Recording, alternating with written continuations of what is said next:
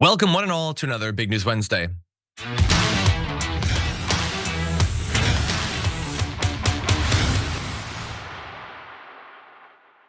Welcome one and all, and especially welcome Sharon Reed. Sharon, how's it going? It's going great. It's this week is flying by, don't you think? Wouldn't you say? Yeah, it's going. I mean, I wasn't here on Monday, so that makes it a little bit easier for myself. But yeah, no, it's dragging. Anyway, very glad to have you here. Right before we went live, we were talking about Fritos because my dog Hilo is here, as he always is, and he has been barking all morning. I'm terrified he's gonna start barking. So he has everything that he could possibly need, but I decided, okay, what can I do to make him happy? So I gave him some of my leftover Fritos, and right as we're about to come out of the intro animation, I hear as he starts to eat the Fritos. So he does seem to like them. But anyway, I offer to him Fritos, and to all of you, hopefully some interesting discussion. What do you think, Sharon? You liking the way the news is going? Well, it's just more outrageous stuff. I mean, it's hard to keep our balance. I hope you have more Fritos, because if not, well, then you made a big mistake, friend. You made a big mistake. I've made a lot of mistakes. You need a dog named Frito. I'd consider it. Anyway, thank you all for being here. Thank you to everybody who tuned in or has sent me messages about my appearance on The Story Is last night on CNN. It seems to have gone well. I don't think I embarrassed the Dragon Squad. That's always my main goal. So thank you as always. And if you see them tweeting it out or putting it on Instagram, commenting, asking for me to appear more, certainly can't help. And thank you to everybody who is doing that. Okay, with that said, we do have a lot to talk about. We're gonna be talking about, as I did on The Story Is, what's going on in Minnesota, some really fascinating reporting about ICE coming out of Ken Klippenstein, the DOJ actually investigating the shooting in the worst way possible. And did we get Joe Rogan? We're gonna talk about all that. And then of course, we'll get into a lot more. Donald Trump flipping off a blue collar worker because he doesn't approve that man's expression of his free speech. We've got more threats against Greenland and a whole lot more besides. We'll be talking a little bit about the rising death toll in Iran. And there's a million things to talk about. And if you're not liking America these days, don't worry. The Trump family has a backup plan for you. You can move to Saudi Arabia. They're gonna make their sales pitch in the aftermath, so tune in to that as well. But with all that said, hit the like button, share the stream, send us your comments, your tweets, or super chats. And with all that said, Sharon, are you ready to do this thing? Let's get after it, sure. Okay, let's do it. Let's start off with this. We've got some fascinating reporting coming from friend of the show, Ken Klippenstein, of what is going on inside of ICE and Border Patrol, which seems to be experiencing a bit of a crisis of morale, possibly linked to the fact that they shot a mom in the face last week. It might be that, it might be other stuff, I'm not sure. But anyway, they've apparently been, they've been wanting to surge in Minnesota, send more troops because 2,000 to 3,000 isn't enough, I suppose. And they've taken to asking for volunteers to sign up. And apparently they're not getting as many as they would like. And according to Ken Klippenstein, by the way, you can go to kenklippenstein.com to find all of his reporting and other leaked documents that he got on ICE. He says a Border Patrol agent familiar with the discussion said the volunteer push reflects a real unease in the ranks about the Good shooting in Minneapolis and the related surge. Quote, "We do have personnel, but some just don't want to go." Yeah, maybe they don't want to be affiliated with that. Maybe they don't want to have the people of Minnesota rightly just shower them with insults. Maybe they've seen the videos of ICE unable to literally walk on ice and they're just worried about bruising their tuchuses. I don't know, but they do seem to have a problem with Minnesota recently. One of the sources at Homeland Security said to Ken, there might be some immature knuckleheads who think they're out there trying to capture Nicolas Maduro, but most field officers see a clear need for de-escalation. There's genuine fear that indeed ICE's heavy-handedness and the rhetoric from Washington is more creating a condition where the officers' lives are in danger rather than the other way around. So I think that you could go too far with that and say that, like, that's basically what Tom Homan is saying, is the idea that, oh, everybody's against us and so we might kill people or whatever. I personally think that it's strange that we have infinitely higher standards and expectations for protesters than we do the highly paid, if not highly trained officers of ICE and Border Patrol. But I do get that the public has turned against them. There's now net support for abolishing ICE. Not good for ICE here. And the DHS official says an increasing number of Homeland Security workers are concerned about the public backlash, saying, quote, the claim is that recruiting is up, but there's also dread that the gung-ho types that ICE and the Border Patrol are bringing in have a propensity towards confrontation and even violence. Key word is it's on a voluntary basis signing up. If no experienced senior agents step up, they send the new guys straight out of the academy with their 47 days of training. Not a good idea. In a nutshell, it's us versus them on steroids. And I think some Border Patrol agents are more willing to use force and not feel restrained when you got DHS leadership lying to cover for them. For example, Kristi Noem lying her ass off. What happened is like saying to the federal agents on the ground, go ahead and do whatever you have to do. We got your back. We will find a way to justify it. And in a moment, we're gonna get into more of the internal documents that Ken got leaked. But Sharon, it is, you would think maybe like if they wanted to improve morale, turn public opinion back towards them, maybe they could tell their officers to stop producing these absolutely abhorrent videos that are flooding social media where they're just threatening activists, they're bragging about their pay. Like there's no professionalism whatsoever amongst them. They're being explicitly political, fist bumping, like alt-right content creators and that sort of thing. I feel like if there is a crisis for ICE, it's a crisis that they entirely created for themselves. But what do you think? Yeah, I mean, I think that the only people who took this job, which by the way was supposed to be easy money, as you said, only 47 days of training, bonuses that you don't necessarily have the skill set to command, all kinds of things. But now you're on the job and you're acting like the buffoons who would sign up for this.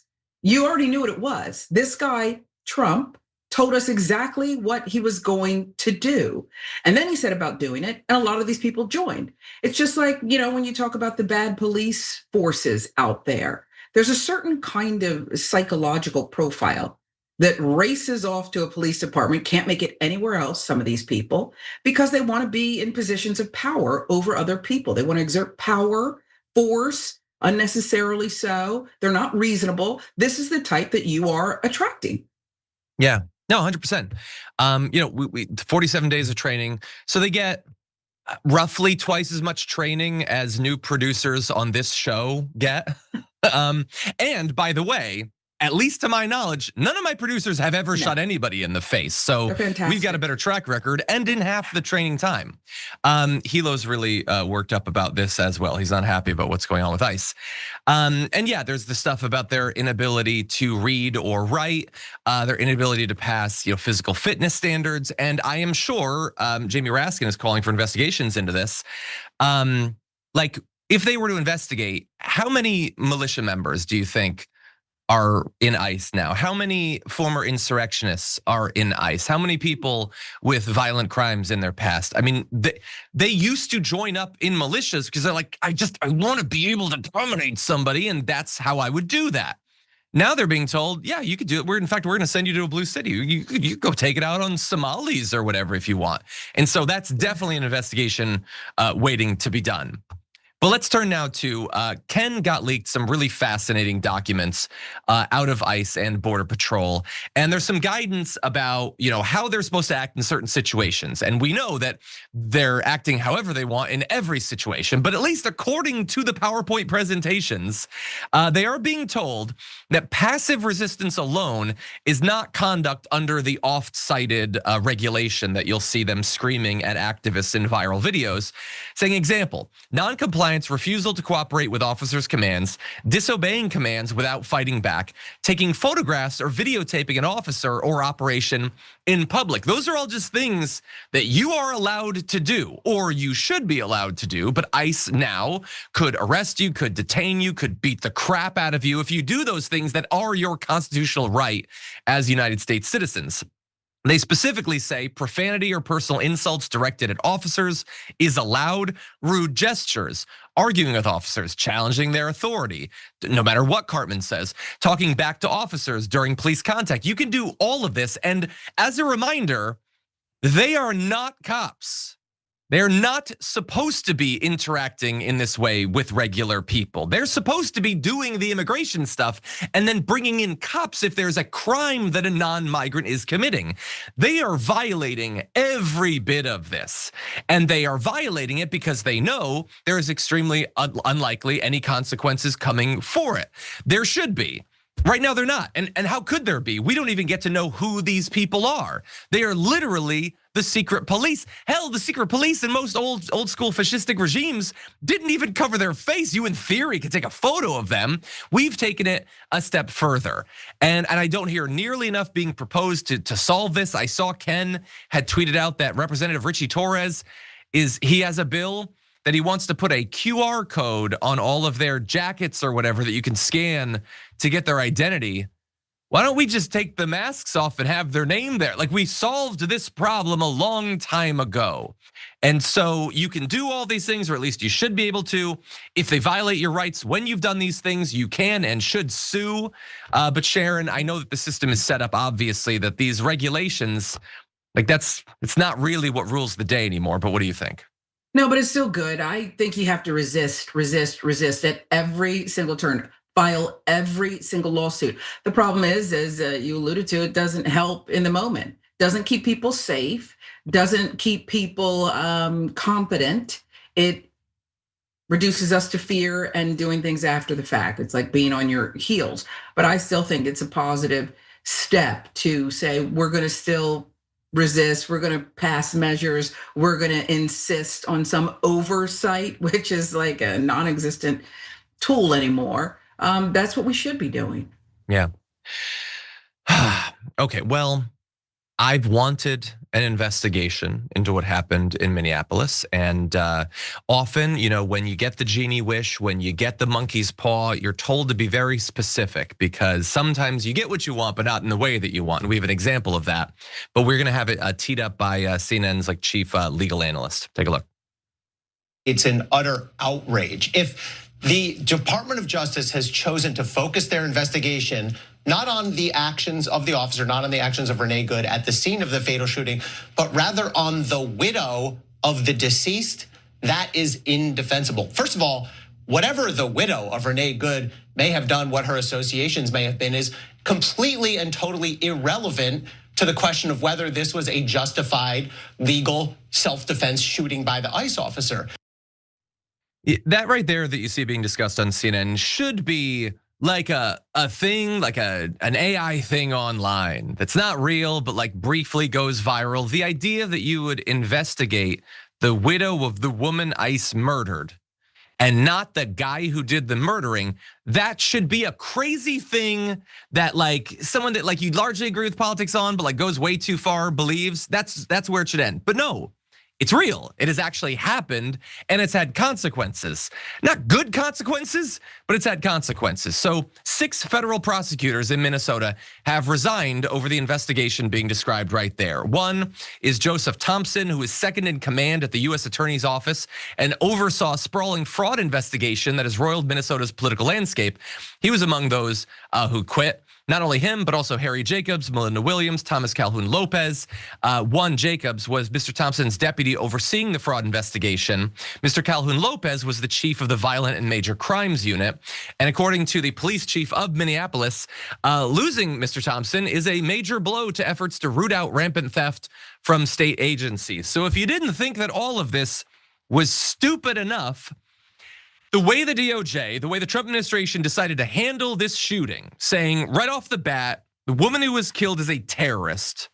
The guy who did the killing, I don't care what happens on video. He was totally justified.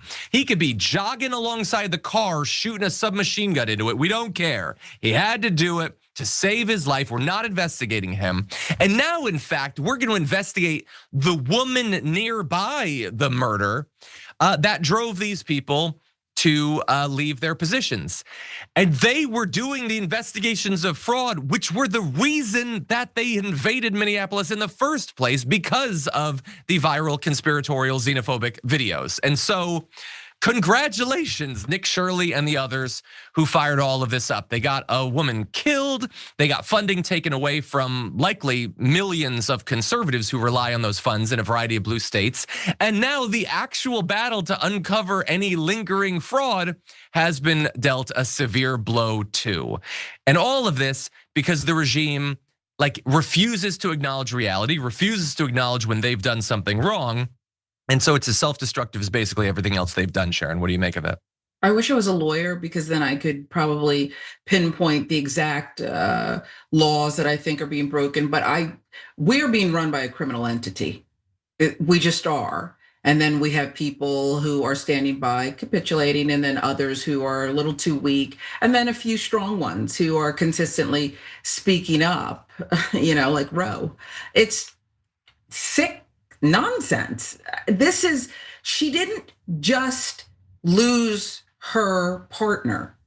It happened in real time in front of her eyes. And then 10 seconds later, Kristi Noem, she behaves like a village idiot, called the woman a domestic terrorist. Yeah. This is beyond cruel. And I just need all of our elected leaders and everyone. I wish we could have one national day where they go for impeachment, crimes against humanity, whatever it is. We are in a war and we have to take our country back, which is ironic because that's what those who were storming the Capitol on January 6th were saying. We have to take our country back. It's 100% astounding. Yeah, no, we totally should. And you mentioned Kristi Noem. The crazy thing is I saw her job approvals at 36% right now. And it just seems like on top of everything else that we have to deal with, the fact that they are all so deeply unpopular. Like it would be one thing if they win, they do all this stuff and oh my God, they're violating the Constitution, they're breaking the law, but they're at 80% approval for some reason. And so yeah, I can sort of understand why they would think they could be dictators. But like, has this amount of executive overreach and power ever been wielded by a regime as utterly disliked as the Trump regime is? I don't know. Again, that would matter far more were we in a democracy. We unfortunately are in whatever America is now instead. But reminder that you are at least not crazy. That no, people don't like Kristi Noem, they don't like Pam Bondi, they don't like any of these people. Now, we are perhaps winning over members of the public who should have known better earlier. And as an example of that, who better than Joe Rogan? So let's jump into this. You don't want militarized people in the streets just roaming around, snatching people up, many of which turn out to actually be U.S. citizens that just don't have their papers on them. Are we really going to be the Gestapo? Where's your papers? Is that what we've come to? So that is Joe Rogan, one of the most popular podcasters in the world, reacting with, I think, appropriate horror to what he's seeing following the killing of Renee Good. And he has previously been critical of the Trump administration on this topic of ICE, the way they've been doing their deportations and all of that stuff. And so good to see that he can own up to that and criticize them. Now, hopefully anyone who needs us to be like slavishly like kind and inviting to people like Joe Rogan have stopped watching so I can say, dude, what did you think was going to happen? Like, what did you think he was going to do? You endorsed him. And by the way, I still, as far as I've seen, I haven't seen him take that back or apologize for that, which wouldn't change the result, but at least it would show some ownership. Taking responsibility for what you did, you encouraged your followers to vote for him. And it is good that he is one of the people who does not feel like because he endorsed him, well, I guess I should shut up about any criticisms I have. It's better that he's doing what he's doing. But you're surprised by this? You're surprised that they showered ICE and Border Patrol with money and sent them out to run willy-nilly all over the place? Were you paying attention in his first term? I will remind everyone, the last few months of his first term were literally unmarked Kia SUVs pulling up beside people on the street and black bagging them. That's what they were doing in the first term, okay? The Gestapo's not new, okay? The secret police are more secret. They learned that they can just put masks on, there'll be no consequences. But dear God, like you're surprised by this? Anyway, if they've tuned back in, the big fans of Rogan, hey, it's great that Rogan is against this. You should feel intellectually freed up to be against it too. Yay, thank you for coming aboard. Anyway, I have a lot more on that, but Sharon, what do you think? I guess I have this internal struggle. Do we go with the full Monty truth or the partial truth? And right now we're only going with the partial truth. And by we, I mean the mainstream media, like The View and these people who are giving this guy credit. This is further proof that America is full of white privilege. There is no earthly reason why this numbnut should ever have a platform. Unless it's just designed for other numbnuts, perhaps it is. But because it's such a big platform, the propaganda that it pushes out, and I think he's that dense. I think he actually believes the nonsense he says. If you knew anything about American history, like Black people might, we'd know about things like slave papers, free papers, and things like this is all part of American history. And the fact that this guy is getting kudos and attaboy because we have to work with, I don't want to use the deplorable basket or whatever she said, but we have to work with other people in this country because it's all of our space and we all have to breathe the air. So we kind of have to work with him. But I just kind of land on the, let's just tell the full unabashed truth. This is bananas. He's a fool. And anyone who didn't see this coming, I think even Stevie Wonder did at this point, okay? Ray Charles too, if he were alive. We need not listen to them or give them any kind of credit. But that's just my thoughts today on a Wednesday. I agree. I go back and forth on the thing where we're supposed to take people and we're supposed to pat them on the head and be like, oh, you've done so good. You've done so good. But you are not my 2.5-year-old daughter. You are a full ass grown man whose job it is to comment on this stuff. It doesn't have to be, by the way. He does not have to talk about politics, but he has chosen to for years. Have you been paying attention? Have you seen what has been going on? The Arizona did the papers, please, Bill. That was years ago. This is not new. You were not blindsided by it. You saw the way that, again, thank you, Joe Rogan. And by the way, maybe it is that Joe Rogan is just naturally expressing his thoughts. Again, he doesn't seem to have a ton of super like core, like concrete principles. He sort of flows in the wind and everything. But it could also be that he realizes that his audience is against this. I mean, we've shown you the poll numbers on independents. Independents hate Trump. They hate ICE. They hate the mass deportations. And so maybe it's chasing that. I don't know. I don't know how much he pays attention to the polling, but just something to think about. Anyway, in terms of like, let me just run through a couple of the things that have happened recently. Are we gonna be the Gestapo? Are we gonna be secret police doing all this dark stuff? No, we're not gonna be anything, Joe. We are that, okay? And it's everywhere you look.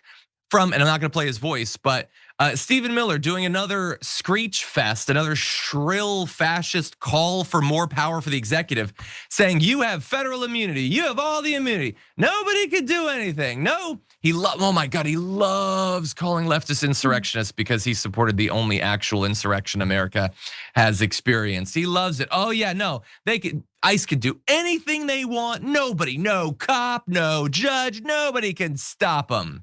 But well, boy, I wonder if that will inspire them to commit more acts of violence against US citizens. And then you had this a couple days ago, Kristi Noem behind her one of ours, all of yours podium. And I don't want to get in the whole thing. There's been a lot of people making claims about exactly where historically it's graphic 12, where exactly that comes from. That seems to be disputed. I don't care. I don't care if it's specifically from a German Nazi or if it's specifically from a Spanish fascist or whatever.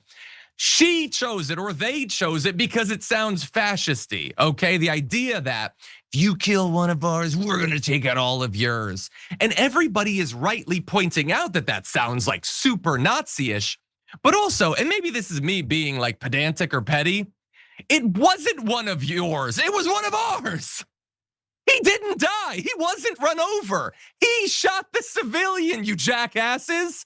So you're all freaking out, we're gonna defend our own. Your own are fine. They haven't been killed, they haven't been assaulted. They haven't even been dragged out of cars. So my God, these people are massive freaking whining babies. And then you even listen the imagery, you go to their Twitter accounts, and this isn't even ICE, Graphic 13. This isn't ICE, this isn't DHS, this is the Department of Labor, which my God, the incel intern in charge of that Twitter account needs to meet a girl. It's just all stuff like this. QAnon memes, trust the plan, trust Trump. Dude, you manage the social media for the Department of Labor. Calm down, QAnon shaman, Jesus. And then stuff like this pastor in Minneapolis who was detained by ICE and then told by the officers, you're white, it wouldn't even be fun to arrest you. So yes, Joe Rogan, we are already at that place that you are just now starting to worry that we might someday get to. We're in that dark place today. Any final thoughts, Sharon?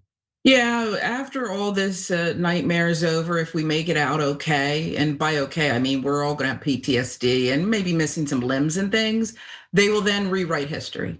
We'll then have this whole thing where history is rewritten. It'll start with the chapter where Mike Pence is a hero for like doing his job after supporting a bigot, a misogynist, and a criminal. And then this part will be, it took heroes like Joe Rogan, and they stepped up and said, no more, this is too much. And it's just, America will continue this absolutely insane lie. We're living a lie. So that'll be next. I just wanted to make sure you knew that. Do you have any more Fritos?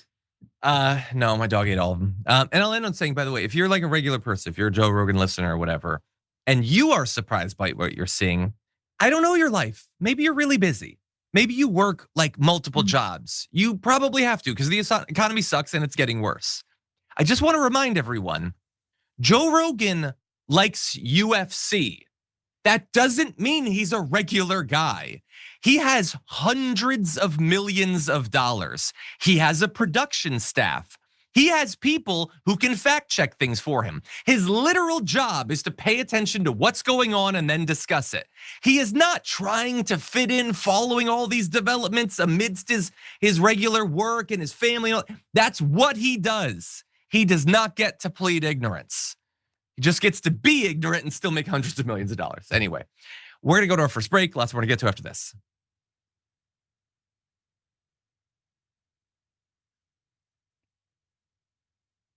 Okay, everybody, let's see what's going on out there. Music Gem says in a super chat, I always enjoy your show with Sharon. Me too. I love it. I've always felt like I love bringing on new random people and I love doing solo shows too. But I need the scheduled guests we have. I need JR to help me coming out of the weekend. I need Sharon to hold down the set of the week. I need to end it with Brett. Even bread. I need it. So thank God we have those things. Anyway, No Name says Sharon should have her own show. Sharon, some of the time, kind of does a little bit. You host Indisputable so much, and the main show and our show. But yeah, I think you do need your own show. It's so fun. I just love anytime I'm on because this is a beautiful family. And this is my one moment of clarity. You know what I mean? It's not like working because I feel like, wow, I'm with other people who have some decency, some sense about them. Oh. You know, not to disparage everyone else, but this is a family that is willing to have some insight, pride, integrity. And so it kind of keeps me in check. I appreciate that. As we go forward, you think about this. If you had your own show, what would you call it? What would the name of the show be? Oh, I know, but I'll wait. You think for a minute. Wayne Sugihara says, sorry, I'm late. JR says hi. I assume that super chat was sent in a minute ago. I'm kidding. It was sent at least 10 minutes ago. JR.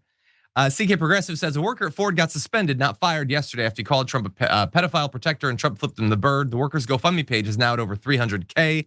Thank you. We will be talking about that on the other side of this break, but I appreciate you letting me know just in case. CD Norstock Dad says, all ICE agents need to remember that line, I was only following orders, has not been a defense since Nuremberg trials after World War II. They'll go to prison. Yeah, I don't know. We had to beat the Nazis to get to that point, though, so we do still need to defeat this regime, too, to get to anything, to even have a chance at justice. Okay, let's see. Sierra Now, and I think in response to you talking about lawyers, said, is Adrienne Lawrence no longer part of TYT? I don't know formally what relationship Adrienne has with TYT, but the reason she's not on more often is that she has always been very in demand and has had multiple jobs. She got a big job that just time-wise, she's not able to do the shows. Because she does a lot of different work and she teaches, she does legal consulting and everything. So no, we have a perfectly good relationship with Adrienne. It's just that she's very much in demand and very busy. CD Northstock Dad sent a membership, which is super nice. Thank you. Dawn Whitehead sent one as well. Thank you, Dawn. I appreciate it. Ronald Kame also sent one. Thank you to everybody doing that gifting. Tube Sock Dragon says, can we put a QR code on members of Congress so we can see their sponsors? That's good. See, I like that. That's a good response to the Richie Torres thing. I prefer the old, the trope, the meme of them having their sponsors like NASCAR or whatever, or like a WWE ring recently. Ian Gulbis says they didn't wear masks in old fascist regimes because everyone didn't have a camera in those times. Well, I was being a little bit sarcastic about all of that, but they are more secretive now than they used to be. Okay. We have 35 seconds. Okay, ZZZ Dirty Boxers. That name. 49 months. Thank you on Twitch. I appreciate it. Yeah. Galfar says Joe Rogan got replaced by Johnny Frack in Knoxville on Fear Factor, so what he does can't be too hard, LOL. I did not know that he took over Fear Factor. I just always thought it was Joe Rogan. I never watched the show either way. It's not my sort of thing. But no problem with Johnny Knoxville. He's actually been, he's wrestled some matches in WWE. So small world. Okay, let's get back to the news starting with this.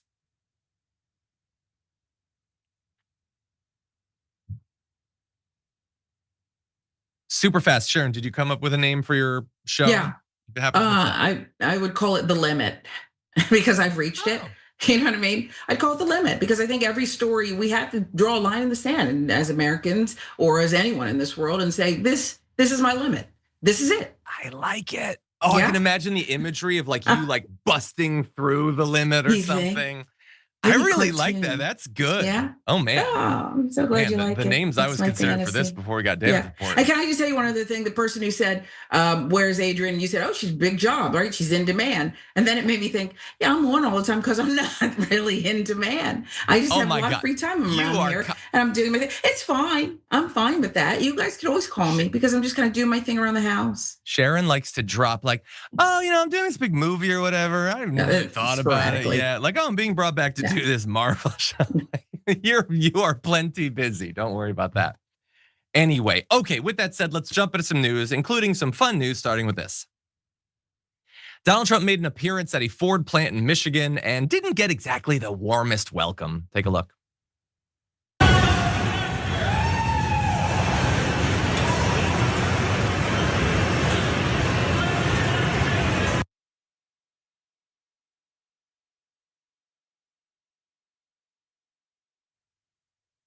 Okay, so he's being blurred out there. I think it was fact checked that that's a middle finger. I thought it might be just more waddle coming down to there. And for your eyes, we would normally blur that. But no, he flipped the bird to that worker. See, a worker at this Ford plant who doesn't seem to like Donald Trump very much called him a pedophile protector. And Donald Trump freaked out about that.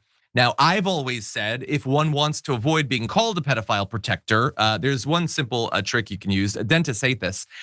Don't protect pedophiles, and then people won't call you that. It's good advice for Donald Trump, for Dan Bongino, just good advice all around. But TJ Sabula did throw that slur at Donald Trump. He's a 40-year-old UAW worker at the factory.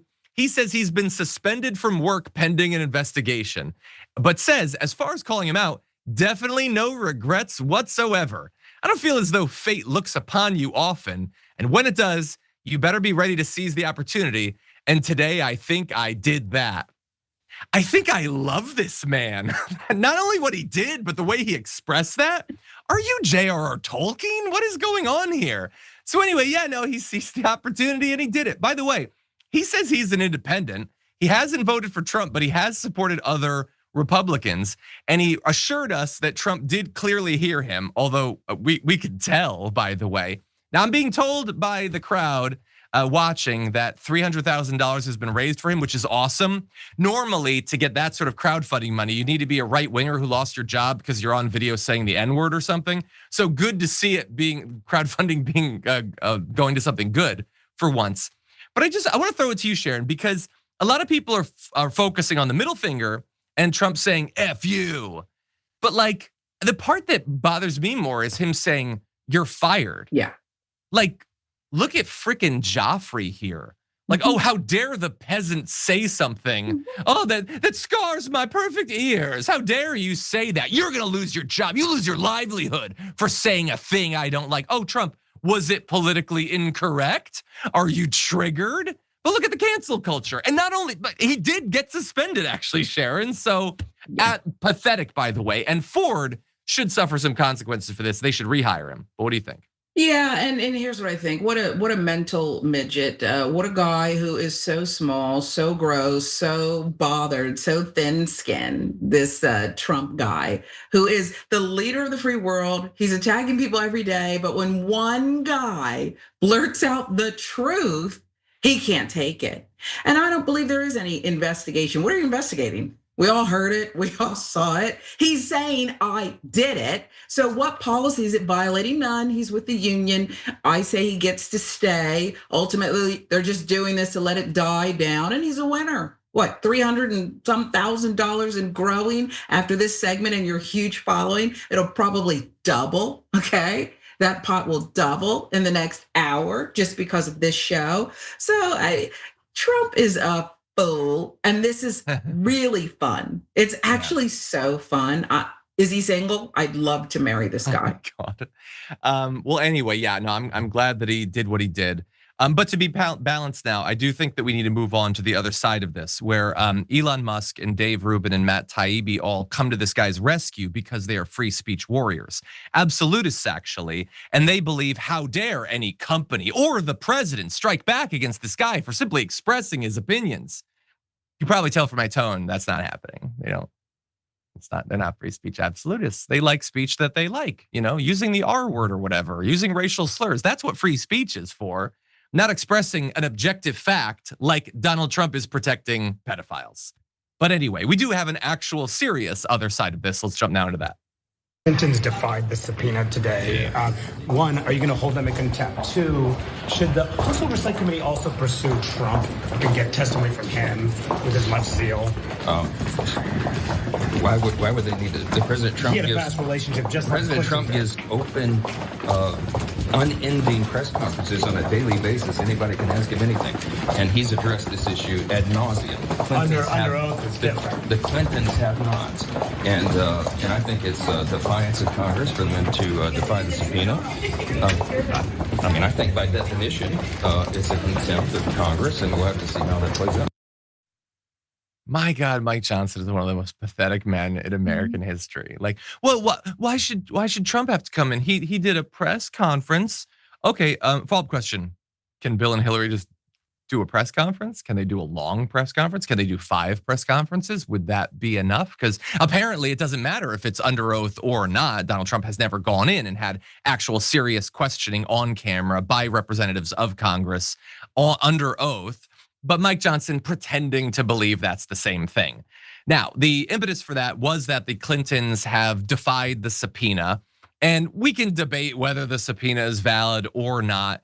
I personally think I would have liked to see Bill and Hillary answer these questions, assuming they're innocent. And if they're not, I don't care if they go to jail and rot for the rest of their lives. But assuming they're innocent, then go in there and prove your innocence and use that as an opportunity, by the way, to point out that it is strange and very partisan that of all of the people named in those documents, you've chosen to bring in the 2 politically expedient ones for you and not Donald Trump and not his other donors. And why is it that you will do all this work to get what Bill has to say about this, but the 99% of the documents that haven't been released yet, Mike Johnson just doesn't care. Maybe we get it, maybe we don't.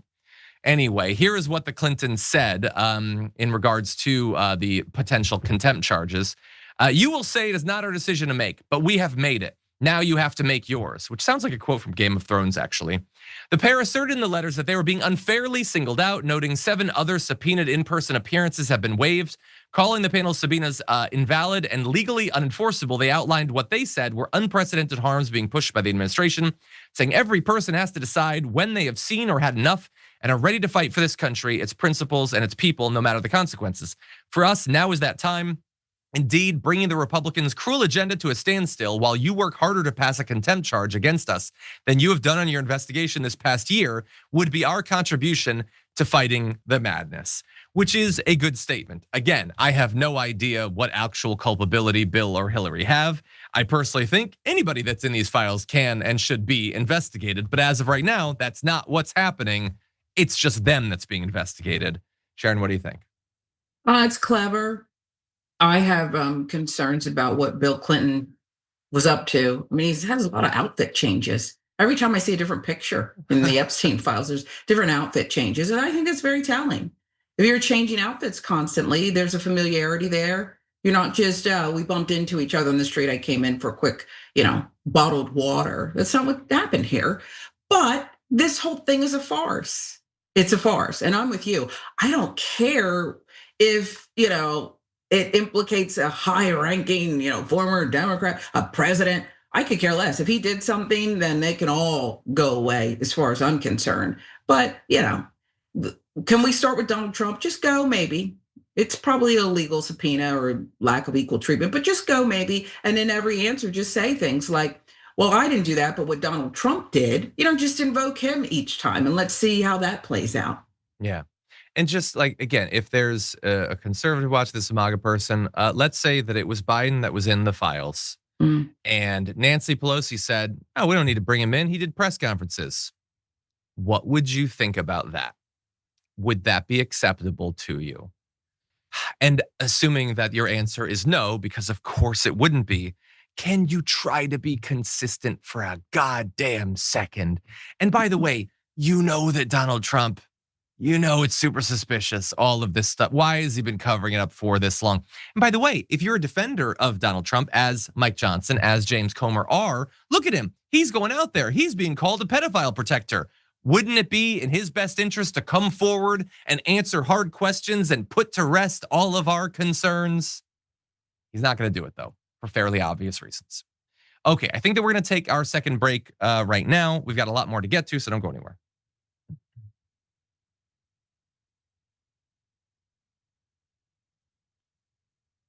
Okay, behind the scenes, I don't know what we are going to do. Continue for now. Continue. Ooh, fell behind a little bit. Okay, so Jeffrey Will Stewart, member for 54 months, says the limit is super cool since it can mean the ultimate. It's the limit. You could sign off with, and I'm Sharon Reed, and I've reached my limit. Anyway, our producer in the chat just put the quote, the limit does not exist, which some people will get the reference of that. Anyway, I like it though. I like it. What's your preferred color scheme? for your graphics package? What do you think? Gee, well, I don't want to spend any extra money, so I'll probably just use this background or something. But red was the power color when I did a lot of local news. Yeah. Anything that's bright and just powerful, and maybe a splash of yellow. Can you tell I've not thought about that? Just the name, John.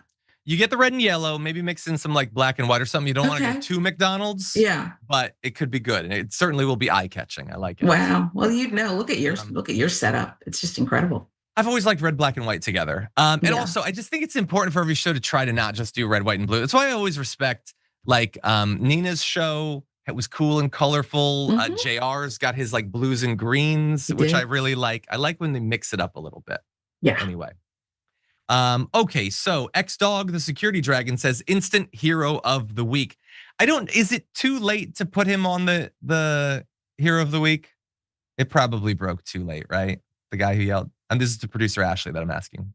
I don't know if you can hear me. I don't think she was paying attention to me. But anyway, no. Anyway, if we can get the guy who yelled that at Trump on the hero of the week, but it's probably too late. Okay, let's see. We have 2 minutes. Okay. Okay, jump to that. Ian Leal over on Twitch. Thank you for the 15 stream streak. By the way, I don't know exactly when they added that in the first place. Oh, we are apparently going to be adding him to the hero of the week. I imagine it's going to be a big win, except that sometimes something like the protesters in Minnesota probably would have a pretty good chance too. We'll see. Galfar says, Sharon's Marvel character has to be Ironheart with that red and yellow. Yeah, we'll see. We'll see. Wizard says, I wrote in Robbie Roadsteamer. I'm not familiar with that name, actually. But anyway. Okay, couldn't Bubba just say total presidential immunity? Thank you, SCOTUS. I guess I don't know if all of his appearances were when he was president, and I don't know that he could claim that it would be him doing his presidential duties. But Donald Trump's claim to that is super tenuous too. So I guess if it's good for the Republican, it should be good for the Democrat. I don't know. Zach Weiler says AOC is always hero of the week, knowing that I would read that comment if it was written. No, I don't think that I would put her this week up over the guy yelling pedophile protector necessarily. But by the way, I do like, so she's been getting, like, she cannot walk to her car without getting interviewed these days. And she had said some stuff about ICE, about how they should be defunded. And some people who I think understandably, there's some reason to be worried that she might back off of some of her earlier, more progressive positions, were like, aha, she wants to lower its funding. She doesn't want to get rid of it. And then she responded very clearly, no, I still want to abolish it. So I thought that was good. It'd be super easy to back off and maybe be a little bit worried about exactly how this whole thing is going to play out, but she wasn't doing that. And I think that that's good. Again, I think it's very reasonable and understandable to question people, even people you previously agreed with, but on this particular issue, she seems to be consistent. Okay, let's jump into this.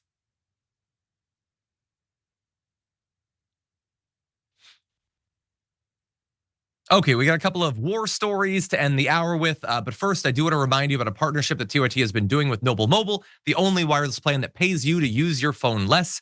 On their Noble plan, you get unlimited data for just $50 a month, and starting today, you can get $40 off your first month and try Noble for only $10. Plus, the unused data you don't use gets you cash back. And I wonder, is it possible if you used a little enough data that you could actually get a credit after that $10 is taken away? Is this a possible money-making thing?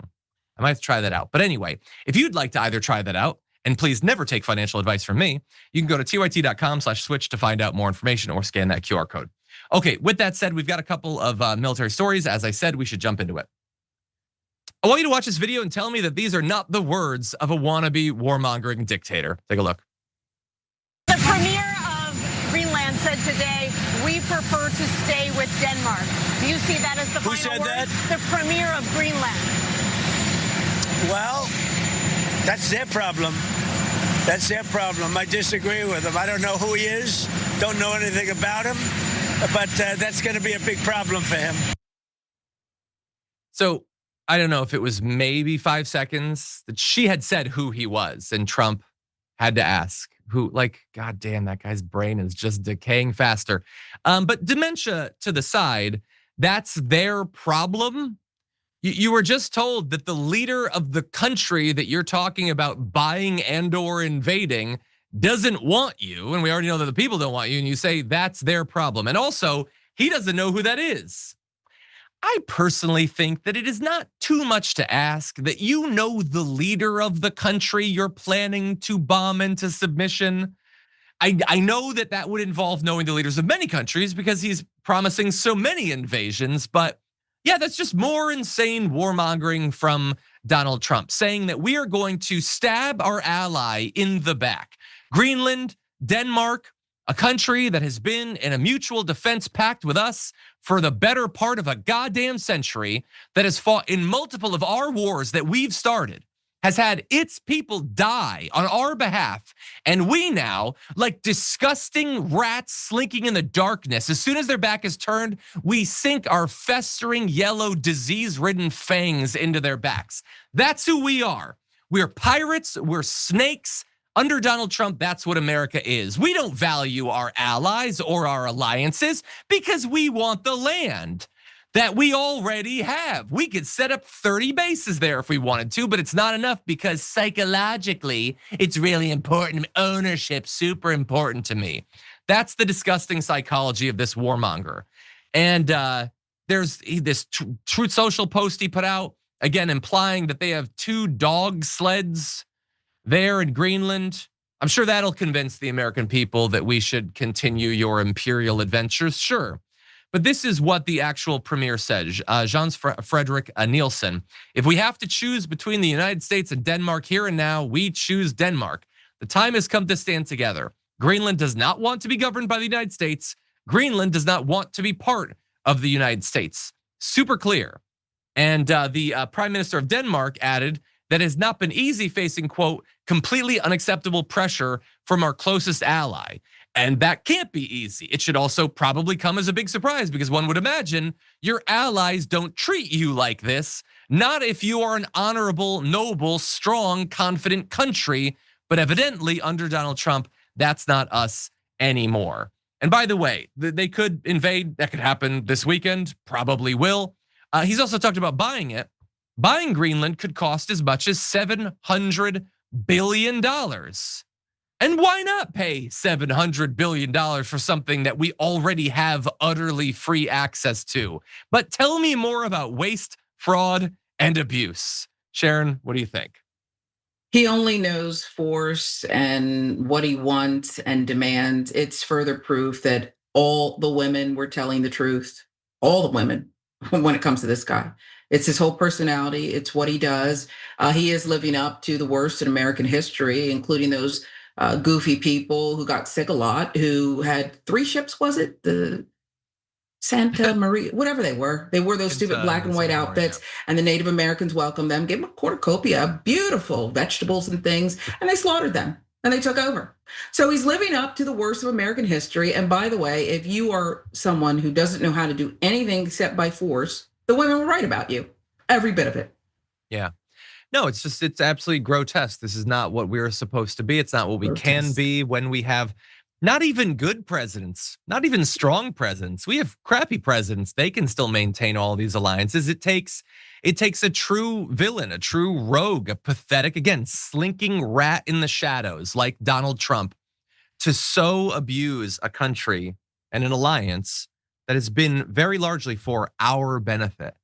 And instead, this is how we treat them under Donald Trump. Well, we had earlier this week, we had some good polling news that the American people want ICE to be abolished. They don't support what happened in Minneapolis.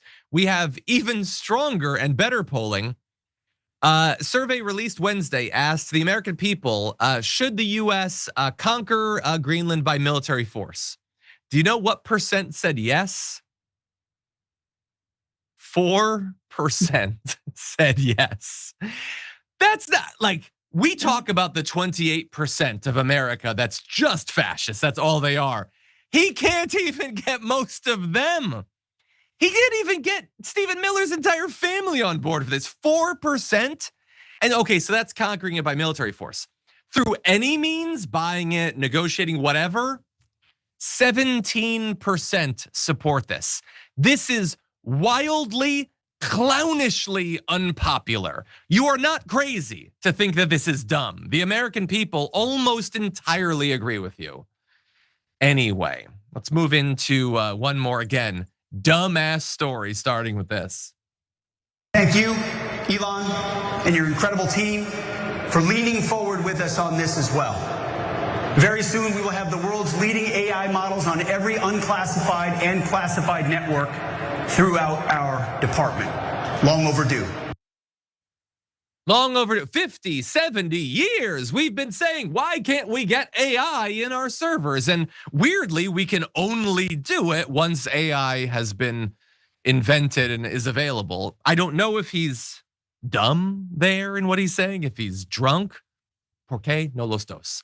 But anyway, as bad as Grok being involved with the Pentagon in any way is, it's worse when he clarifies that it's going to be on both the unclassified and the classified information. Utter madness, self-destructive, shoot yourself in the foot, if not the face, madness to put this model, which is best known for declaring itself Mecha Hitler and then taking up a nice little job in producing child sexual abuse material by the thousands. That's what Grok does. But because he bought Trump and he bought the Republican Party, we gotta pay him back after all. And so now the Pentagon can give Elon Musk hundreds of millions, billions, tens of billions of dollars eventually to use his stupid hopped up chatbot for the military. And what is it gonna do? It makes anime waifus. That's what it does. And by the way, if you're a soldier in the military, you can already use Grok. It doesn't have to be installed on the servers. My God, I grew up watching Terminator and fearing, oh my God, AI is gonna rise up like Skynet. No, it's gonna rise up and it's just gonna undress people. It's way stupider and more wasteful than Skynet ever was. This is insane. And by the way, there's so many valid concerns about its access to information, personal information, classified information. And there's all sorts of things that in theory you could do to make sure that there are safeguards in place. Hegseth, we're not gonna read through all of this, but Hegseth wants to assure you they're not doing any of that stuff, okay? Grok can do whatever it wants when it comes to the Pentagon's servers. And so this is insane. God only knows what it's gonna end up doing, what missiles it's gonna end up firing. But Sharon, this is what we've got. What do you think? It's right on brand, and they don't need it to, you said, God knows missiles firing. They're already doing that, disguising planes and dropping bombs on Gump and his friends shrimping. So I think this is more of the same. They're stealing our treasure. They're not just stealing our integrity and everything else, but they're just literally any available cent they are stealing from us and leaving us with nothing. The systems are broken. They're not worth anything. Grok is trash. It's not worth it. Just besides it being all the other things, the anti-Semitism and this and that, it's also just a garbage bot. It's just not, how's it helping us? It's hurting us. It's probably gonna get people killed, but that's just me. My opinion, don't come after the network. That's just me. Yeah, could we all stop as a country and just have all of these people that we are continually told we have to worship, the Altmans and the Elon Musks, Mark Zuckerbergs, and just have a town hall where we get to ask them, what does any of this accomplish? What can any of these things that we are spending hundreds of billions of dollars on, that is like propping up the US economy, what can it do that we couldn't do otherwise? What is a soldier gonna use it to streamline an email? That's already built into Gmail. We don't need, what is the point of literally any of this? And they've assumed that we'll just go along with it, that we'll just buy whatever you slap AI on. That has not been working for them, by the way. Dell and other companies are saying putting it on computers isn't selling them. Apple already discovered with their last iPhone, people aren't buying it because of the AI features. We are growing increasingly suspicious of this technology. But I think maybe they get that. And that's why they're rushing to extract as much money as possible before we fully wise up to it. There needs to be massive regulation of AI generally and specifically, considering Elon Musk's donations to the Trump administration combined with his position as the head of Doggy previously. His corporation should be banned from accepting government contracts at all. He's utterly compromised. He's already proven that he cannot be trusted with access to these servers. We saw what happened under Doggy. This should be investigated. His company should be banned. And if he has broken the law, which he almost certainly he should be behind bars as a result of it. Anyway, we do have to end the first hour, running out of time, but you should also know that the UK is taking seriously the Grok undressing people against their will, generating the child sexual abuse material. They're talking about possibly investigating or even banning it. And now our government, our Department of State, is threatening them if they decide as a sovereign nation to protect their people, protect their minors, and they were to ban it, that we might do something against them. This is utter corruption, and it needs to stop. Okay, we'll be back on the other side of the aftermath after this.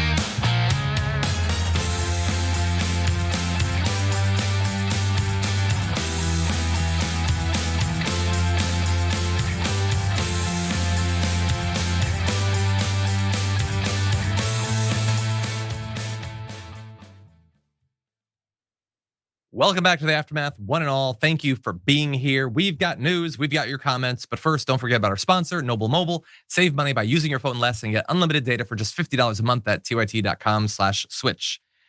Blanco Bull, during the break, gifted 20 memberships on YouTube. Thank you for that. Very nice of you.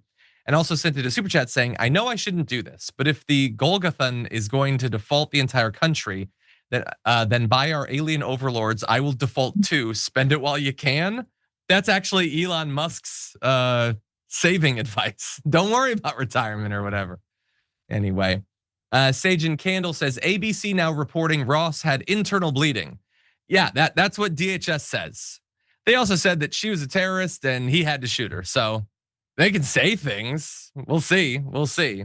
It doesn't mean anything. It doesn't mean anything at all until it's proven. Oh, by the way, let's say it is proven.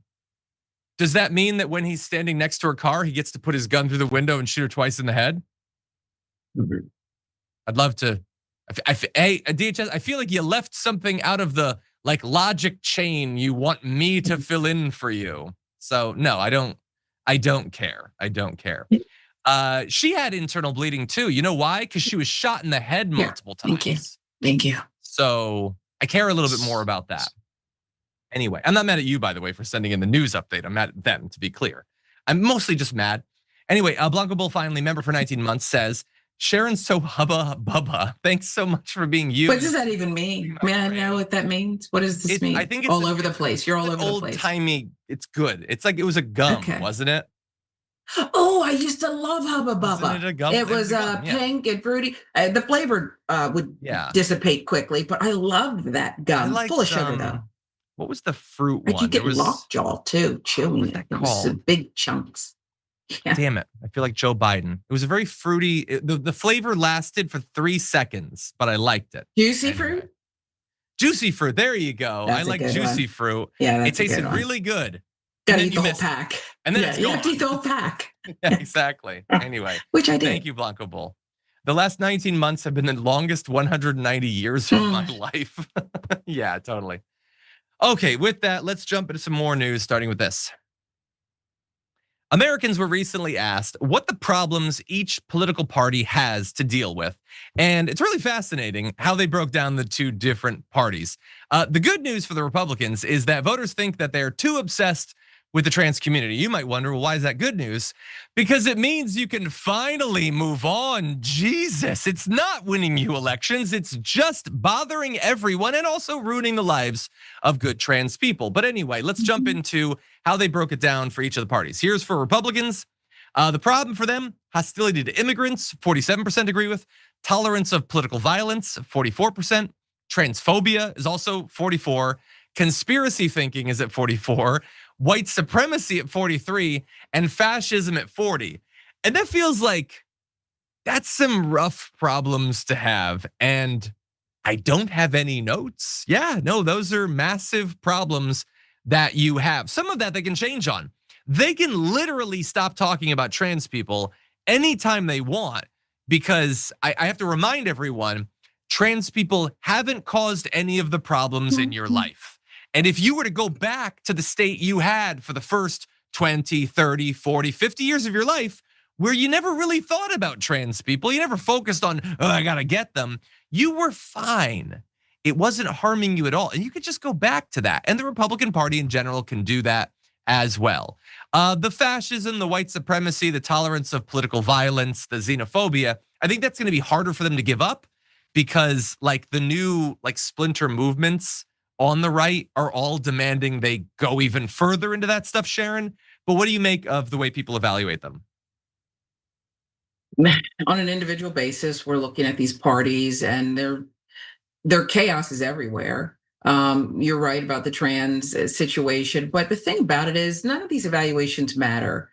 Even with the Democratic Party and Elizabeth Warren coming out this week and saying this is what we need to do and progressive and this and that, they're still going to do whatever the donors say. And on the Republican side, they're still going to do all of these distractions, right down to downgrading Mark Kelly for, I don't know, whatever they said he did in that video saying you must obey only lawful orders.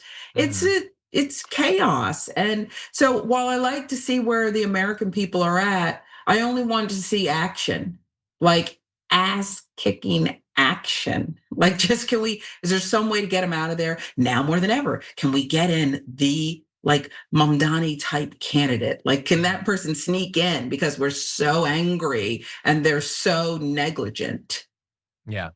Yeah, no, 100%. And my God, does it bother him how popular he is? By the way, did you see the news that like Trump is now texting him regularly? It's probably creepy. It's probably 3 a.m.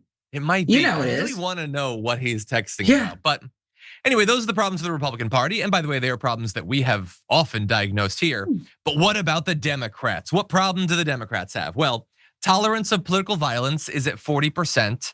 And like, I don't know, what is that? Let's pause here. What is that supposed to be, like the Luigi stuff? Is that supposed to be randos on Twitter making memes about Charlie Kirk? These are not equal things at all. You do not have every Democratic elected official and media person like either apologizing for massive violence, which we do see from the right, encouraging it. It is frustrating that people both sides that, but okay, wokeness is at 37%, which sure, I have no doubt that 37% say the Democratic Party is woke. I would defy them to say what that actually is, but elitism is at 36%. And yeah, I think, look, if you think that the Democrats, as Sharon was saying, just do what their donors want them to do, then you are totally right. They are elite in that way. I also think the Republicans do the exact same thing, and every one of the richest people in the world is supporting Donald Trump, building him his marble shrine. So it's weird that they would apply that more to the Democrats than the Republicans, but fine. Transgender ideology is at 34%. This is a representation of the percentage of our population that has utterly lost their mind when it comes to this stuff. Gender ideology is at 33. I think they mean the same thing by that, by the way. I don't know what they would mean by that other than transgender for everyone. And communism is 32%. You know the Democratic Party, those communists, Hakeem Jeffries and Chuck Schumer and Nancy Pelosi and Kamala Harris and all the other leaders, both current and former, who were communists. So look, maybe I'm biased. Maybe I can see the problems on the other side, but I can't see our problems. I would put it a different way. I see the actual problems on our side, and this is insane brain rotted nonsense, but I don't know. Maybe I'm in a bubble. Sharon, any other thoughts? I don't think you're in a bubble. I think, as you said, every day you do this show and are rightly calling out both sides. And I think with an analytical eye. Some of it though, sometimes I wonder who actually came up with the criteria for some of this stuff? Who are you asking? What time of day was it? Had they had a Snickers yet? You know, there's just all kinds of variables that I need to make sure this data is actually accurate. And sometimes the conspiracy gets the best of me, and I think, well, maybe some of this is a plan. So I don't know what to think. I have to let it digest and see. Again, these are nice things to analyze, but I want to know what the magic sauce is to get us to the other side and energize people. And maybe this is the first step. Yeah. By the way, interestingly, the percent who say transphobia on the right is a bigger problem for the party than transgender ideology on the left, it's 10 points higher for the Republicans. So in terms of the political math of that, it might not be working out for them. Anyway, that's, I got a little bit negative there. Let's get more positive very briefly. Our resident dramatic pollster, Harry Enton, gave some good news on where the Democratic Party stands currently as we move towards this year's midterm elections. Take a look. The party ID margin, Democrats versus Republicans. Now get this, in the latest reading according to Gallup last quarter, it is an 8-point advantage for Democrats. That looks nothing like what we saw going into the 2022 midterms when Republicans had a 5-point advantage and of course took back the House. This is even better than what we saw Democrats had back in 2017 in quarter 4 when they had a 6-point advantage and of course Democrats easily took back the House then. This follows 2017, 2018, Democrats are going to take back the House. And so we've been moving in this direction. It seems to be getting stronger. The effect that the Democrats are doing better, the worse Donald Trump does and the worse he does all over the country. But just a reminder, 2017, that's when we got like the 2018 election was when we got AOC and the squad and everything. And it's a pretty big win. And for the party ID gap to be even bigger now is really something. But that's sort of like the preference for party. What about how people define themselves? Take a look. The folks identifying as liberal, it has hit, get this, a 50-year high, and you can see it pretty well here. Take a look here. The conservative lead over liberals. This is self-ID'd political ideology. Back when I was a kid, conservatives had a 22-point advantage. Huge, huge advantage. Now, it's just 7 points. That is a 15-point shift away from the conservatives towards the liberals in terms of the margin between the two of them. As I said at the beginning, the self-identified liberalness of this country is at a 50-year high. I went all the way back looking at polls since 1976. And at this point, more folks are identifying as liberal than at any point since. Democrats who say they're liberal, in 1976, it was 30%. In 2001, actually went down a point, it was 29%. Look at where we are today, 59%. 3 in 5 Democrats say they are liberal. If I could ask him one question, it would be why he says it 1976. I just will never understand that. But the polling is interesting.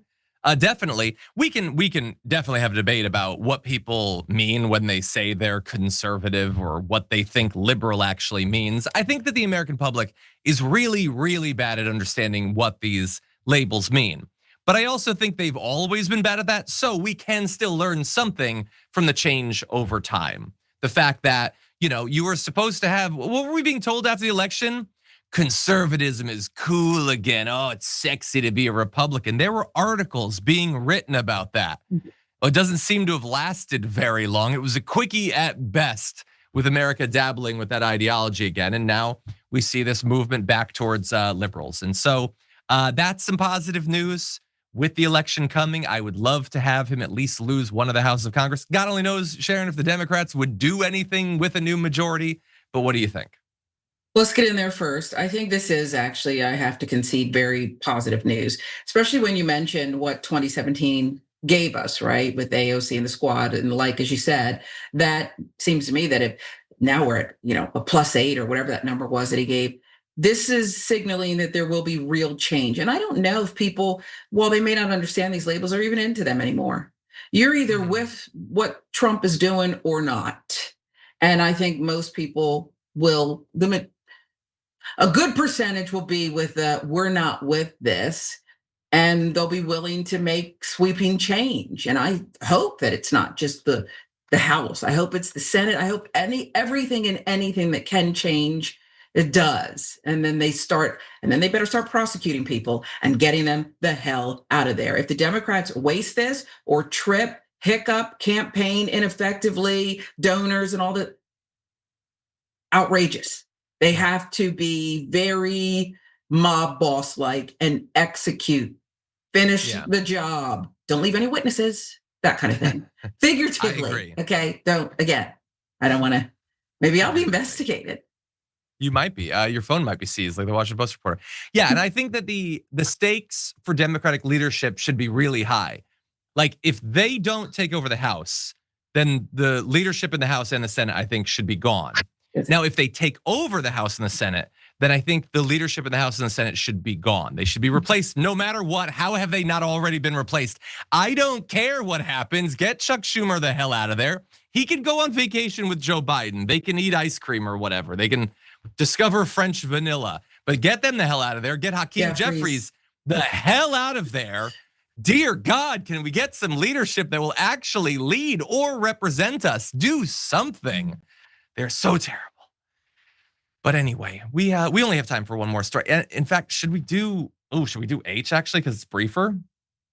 We don't have. Yeah, I think we probably should. I don't think we have time to do G. Okay, let's jump now into this. Less than 2 months after Donald Trump brought that guy, Mohammed bin Salman, into the White House and pretended that it was totally cool to have a butcher and a murderer sitting next to him, the Trump organization has announced that they now have $10 billion in real estate development contracts in Saudi Arabia. That meeting sure paid off for them, if not for the American people. And here is part of an ad they put out for their new Trump mansions.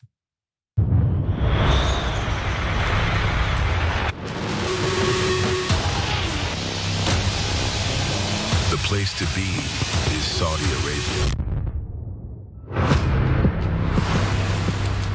place to be is Riyadh. The place to be is Diriyah. The place to be is home. Welcome to Trump International Wadi Safar. Private, gated, limited. The hottest ticket in town. Inside these gates, the Trump mansions. If the place to be for Trump is Saudi Arabia, my advice would be to go there. You can live. It's gated, it's private. And isn't it a great mark of confidence in the country you're working with that you want to reassure all your investors, oh, it's gated. Don't worry. They're not going to get to you in there. You're not going to end up running across the desert like one of those horses we have B-roll of. But unfortunately, there is more of the ad, so buckle up. Where winners reside. The Trump International Golf Club. Anchored by an 18-hole championship golf course. 5-star services at Trump International Hotel. With world-class entertainment and fine dining. Exactly as it should be. And beyond that space, room to breathe, clean air, open skies, where you see more stars than neighbors.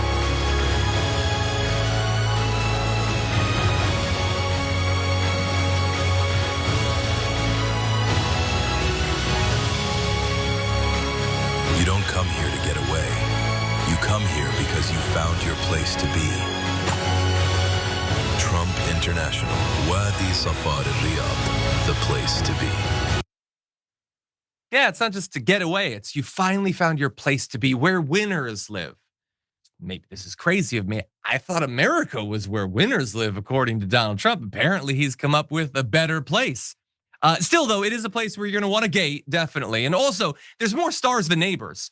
Don't worry. You're not going to see any Saudis, they reassure their investors. You won't see any of them. Don't worry. It's just really nice sand dunes and beef or whatever. Okay, well, that's their big business opportunity, Sharon. They're going to make billions, I guess, thanks to the relationships that they and Jared Kushner set up for them. So that's great. And I will repeat the joke that I said in our production meeting, something peanut farm. What do you think?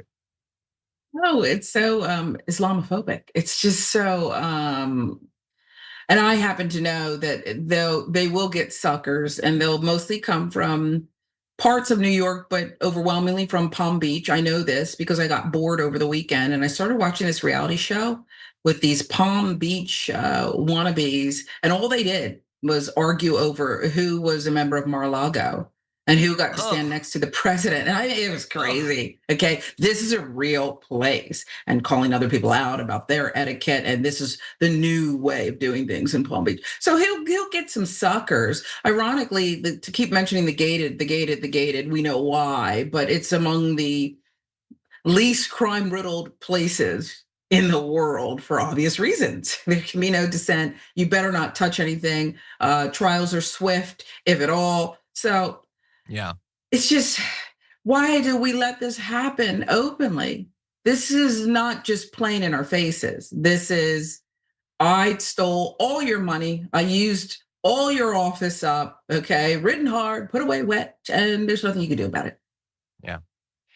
I'll end with the line, it's like they're spitting in our face and the air is clean. Can we have that?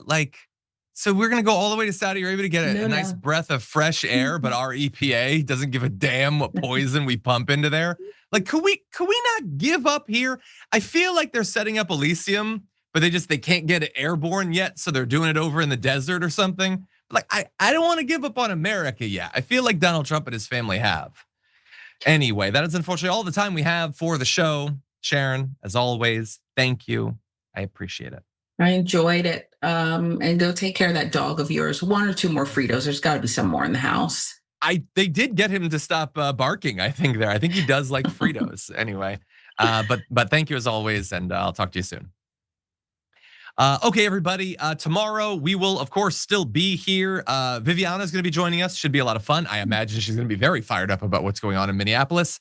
And then we will be closing out the week with Brett Ehrlich and doing our Garbage People of the Week. So there's still a lot more to look forward to here on the Damage Report this week. So don't go anywhere.